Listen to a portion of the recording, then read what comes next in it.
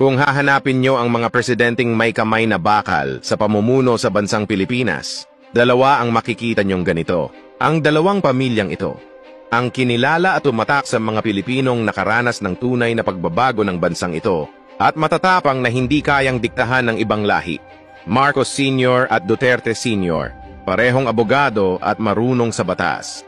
Pinagsama ang dalawang tanyag na pamilyang ito sa iisang partidong Uniteam at parehong nanalo bilang Presidente Marcos at Vice President Duterte, pero hindi nagtagal na buwag din ang dalawang ito. Nakabalik ang Marcos sa gobyerno dahil sa legacy ng kanyang ama sa pagpapatakbo nito, na inakala ng lahat ng nagtiwala kay BBM na magagawa nito ang ginawa ng ama. Pero bakit ganito ang nangyari? Malayong malayo ito sa kanyang ama. Ito, panoorin nyo, may malalaman kayo pagkatapos ng introng ito.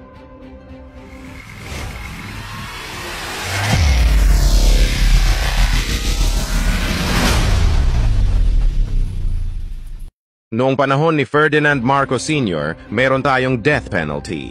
Kaya ang mga Pilipino noon ay disiplinado at may takot. At mababa ang krimen sa ating bansa sa ilalim ng rehimeng Marcos. Ang isang drug trafficking na nagpasok ng drugs sa ating bansa ay pinarusahan sa pamamagitan ng firing squad.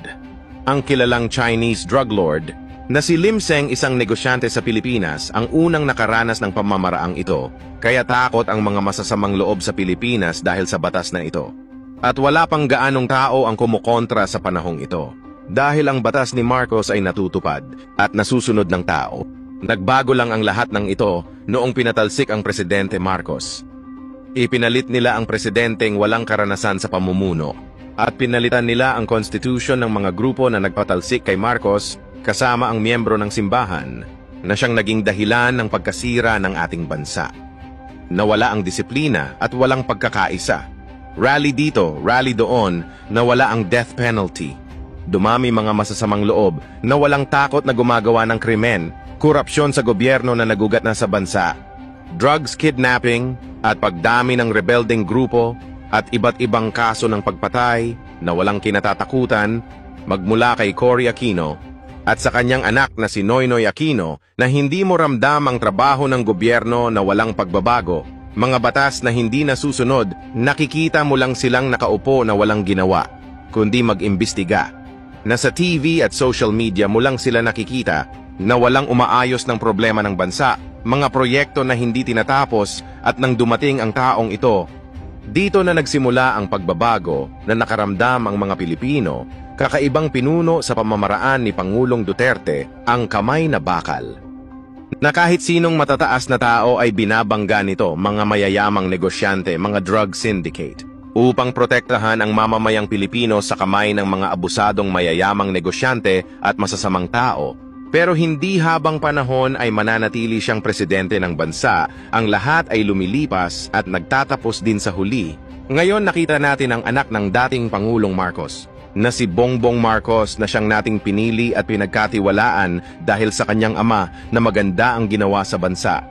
At si Inday Sara Duterte na anak naman ni dating Pangulong Rodrigo Duterte na parehong magaling ang estilo at pamamaraan sa pamumuno sa ating bansa, na may kamay na bakal pagdating sa batas at disiplina.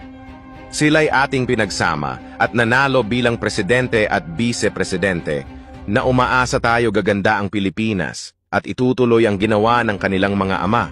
Pero bakit nagkaganito ang nangyari sa ating bansa? Ang isang mahusay na Marcos ay nagmistulang Aquino ang pamumuno na hindi maramdaman. Ang ginagawa nito sa ating bansa, pati ang vice-presidente ay nagalit sa kanya na siyang naging dahilan ng paghiwalay nito kay Marcos. Kailan ba nagsimula yung atake nila? Alalahanin nyo, di ba? After ako nag-resign sa DepEd, kailan ba nagsimula yung pambabastos nila? Last year. After that meeting with the Makabayan Black and Martin Romualdez, they started destroying my name, pummeling me in the media with a multi-million PR campaign. Pinastos pa nila ako ng mga pagsisinungaling nila na kesyo taksil, kesyo korap, abusado. Sino ang korap? Yung mga congressman na yan na nag-hearing, anong sinasabi nila? Pagkatapos, pag na-off na ang mic, pag wala ng media, pasensya na kayo ha. Kailangan kasi namin ng pera. Mag-eleksyon na kasi. Pakisabi kay Sara ha, hindi ko naman gusto itong ginagawa ko eh. Hindi mo pala gusto ginagawa mo eh. Bakit mo sinisira pangalan ko? Joel Chua. Ganyan. Ganyan ang bansa. This country is going to hell because we are led by a person who doesn't know how to be a president and who is a liar. Alam nyo anong pruweba ko na sinungaling siya? Tinanong ko, 2 businessman. Matagal na sa negosyo ng bigas. Because I was concerned. This is a campaign promise. 20 pesos na kilo ng bigas. And so, I really sat down and talked to a businessman. Sabi ko, sabihin mo sa akin kung magagawa ba yung 20 pesos. Sabi niya, hindi. Napaka-imposibleng gawin yan. Because more than 20 pesos ang cost. Paano ka magbenta ng palugi? So tinanong ko, nagsinungaling ba siya nung sinabi niya? And then he said outright, yes. It's either he did not know what he was talking about, that's so incompetent, or he was lying through his teeth to get the votes of people. Ninyong lahat. Martin Romualdez, Lisa Marcos, Bongbong Marcos. Ginigit-git nyo yung mga tao ko dyan sa envelope na yan. Lisa Marcos, naalala mo, nagpadala ka sa akin ng video?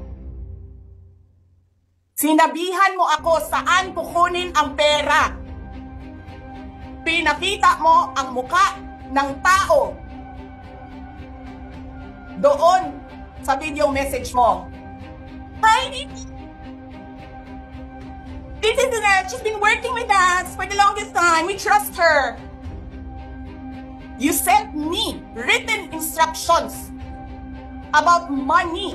Millions a month. Anong nakalagay doon sa envelope? DepEd. Anong ginawa ko? Binigay ko sa DepEd. Ano ang dahilan bakit naging ganito ang pagpapatakbo ni Bongbong Marcos sa ating bansa? Na malayong malayo ang agwat nito sa yumao niyang ama, sino ang nasa likod ng nangyayaring ito? Nasa halip ay ibangon niya ang pagkasira ng pamilyang Marcos sa kamay ng pamumuno ni Cory Aquino, na sinira ang pangalan ng pamilya nila sa taong bayan. Pero iba ang nangyayari habang tumatagal ay bumabalik na naman ang nakaraan sa kanilang pamilya na tila ba ang sugat ay nagiging sariwa na naman sa mga taong ayaw na ulit sa mga Marcos. Dahil may kinalaman din dito ang korupsyon na isa rin sa binabato kay Sara Duterte. Mapapaisip ka talaga kung sino ang nasa likod nito. Isa sa nakikita kong dahilan, ang dikta ng taong malalapit kay BBM, ang kanyang asawa at kanyang pinsan na tila ba sunod-sunuran ito sa kanila, na hindi natin nararamdaman ang kanyang trabaho at pamumuno bilang presidente ng bansa, na may taong naghahangad ng masama upang sirain at guluhin ang dalawang pamilyang ito. Kung mapagtagumpayan nilang tanggalin ang vice-presidente, tiyak na may ipapalit sila dito na hindi natin magugustuhan ang mangyayari, na si BBM naman ang isusunod nilang mawala. Sa pagka-presidente na sa tingin ko ay ginagamit lang nila ang issue upang makakuha ng simpatya ng tao, pero ito ay siguradong planado. Kung inyong mapapansin, tahimik ang makakaliwang grupo sa issue ng pamilya Marcos na tinatawag nilang magnanakaw, diktador Hitler. Martial law na laging laman ng rally sa kalsada. Dahil kung mananatili si Sara Duterte sa kanyang pagka-vice-presidente, tiyak ang kasunod nito ay presidente na hindi nila ito magugustuhan. Dahil mahihirapan ang mga korap sa gobyerno at magparami ng miyembro na isa sa kalaban ng gobyerno ang mga rebeldeng grupo, kaya buksan ang iyong isipan sa mundong ginagalawan.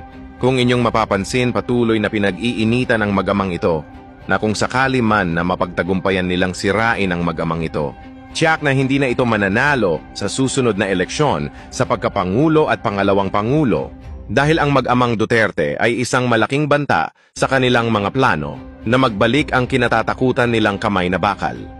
Ito po ang Mark My Channel, na naghahatid sa inyo ng mga kwentong may kaalaman sa nangyayari sa ating bansa. Follow nyo ako para makagawa pa ako ng mga ganitong content para sa inyo. Like nyo at magkomento.